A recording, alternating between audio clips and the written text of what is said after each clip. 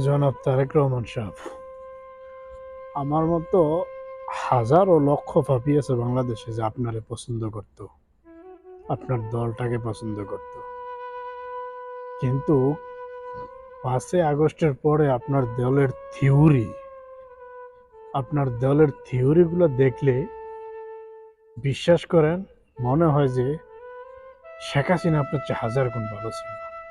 জনাব তারেক রহমান, আসলে আপনারা মনে করছিলেন কি জানেননি, রাজনীতিটা আপনাদের ব্যক্তিগত সম্পত্তি, বা বাংলাদেশটা আপনারা বাপদাদা দিনের ব্যক্তিগত সম্পত্তি, কখনো শেখ পরিবারের, কখনো জিয়া পরিবারের। আসলে কিন্তু তেমন না। বাংলাদেশটা বাংলাদেশ জাতির সম্পত্তি।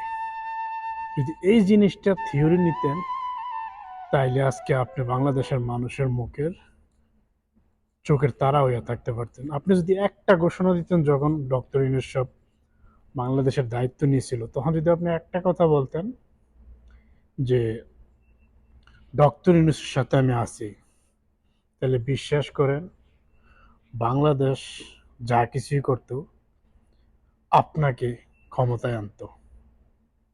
কিন্তু আপনার কথা, আপনার চিন্তা চেতনার থেকে বাংলাদেশের মানুষ আপনার কাছ থেকে ফিরে যাইতেছে। আপনার দলের থিওরি, আপনার কীর্তিকলাপ দেখলে মানুষ ফিরে যায়। আপনি শুধু ক্ষমতাটাকে দেখছেন,